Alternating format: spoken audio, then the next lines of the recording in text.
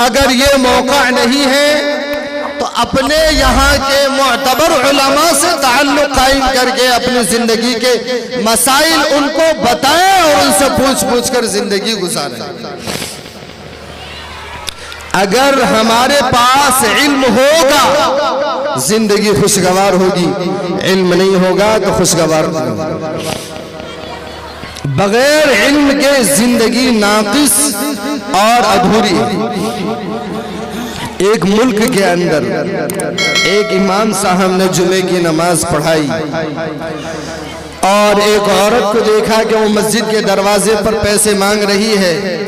इमाम साहब ने कहा, आपके शौहर तो बहुत अच्छे हैं, वो बहुत तुम्हारा ख्याल करते हैं, तुम यहाँ पर मस्जिद के दरवाजे पर भीख क्यों मांग रही हो?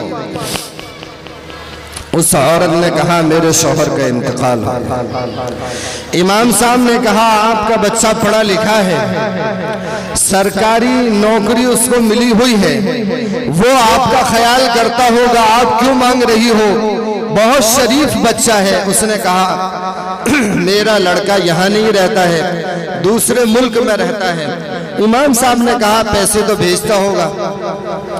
उन्होंने कहा, नहीं, पैसे नहीं भेजता है। क्या नहीं? ऐसा नहीं हो सकता कि वो पैसे न भेजता हो, जो तुम्हारा खर्च है उसके बराबर वो पैसे न देता हो। अम्मा जान, कुछ तो बात है, कुछ तो कहता होगा।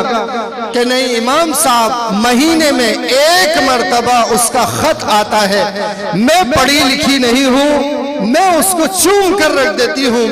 बेटे का खत फुला मुल्क से मेरे पास आया है, बेटा इसमें क्या कहना चाहता है, मैं पढ़ी लिखी नहीं हूँ, उसको चूम कर रख देती हूँ। इमाम साहब ने कहा, मुझे इत्मीनान नहीं हो रहा है अम्मा जान, वो खत मुझे दिखलाई। अम्मा जान लेकर गई और वो खत दिखलाया, पता चला वो खत नहीं है, वो चेक है।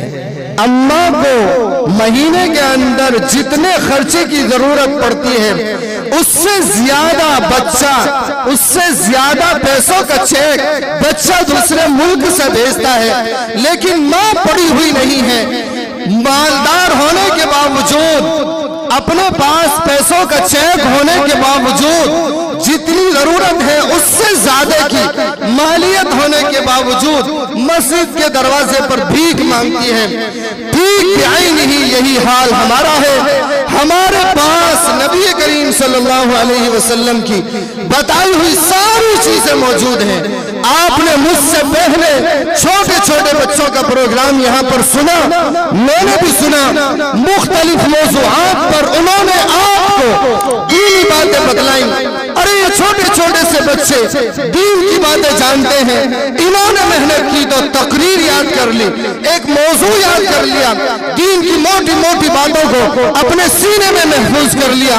अगर हम भी इरादा करें तो छोटी छोटी नहीं, छोटी मोटी, बड़ी और छोटी और गहराई वाली बातें, बारीक बातें भी हम महफूज कर सकते हैं। जब इल्म नाजिल हो रहा था, वही नाजिल हो रही थी। सहाबे किराम के दौर में अक्सर वो सहाबा थे जिनकी उम्र बहुत ज्यादा थी और वो इल्म हासिल करते थे। तो हम ये ना सोचे हमारी उम्र ज्यादा हो गई, हम इल्म कैसे हासिल करें, बल्कि उम्र का इल्म हासिल करने में कोई भी असर नहीं है। अगर आदमी तय कर ले तो ज्यादा उम्र में भी हासिल कर सकता है, और तय न करे तो जवानी में भी हासिल नहीं कर सकता है। आपने इन बच्चों का प्रोग्राम सुना होगा, अंदाजा हुआ होगा, हमें तो दीन की मोटी मोटी बातें भी पता नहीं है।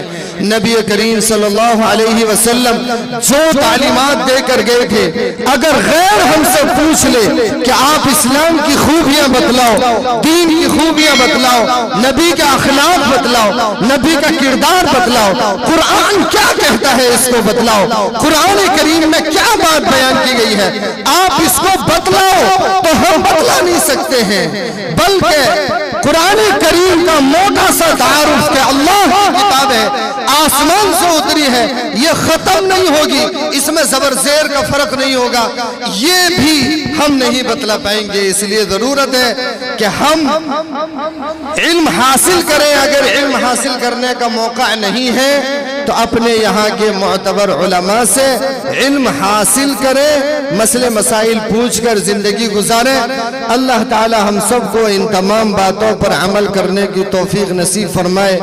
दीन की सही समझ बूझ और दीन का इल्म हम सबको अता फरमाए। व आखिर दावाना अनिल हम्दुलिल्लाहि रब्बिल आलमीन। माशाअल्लाह।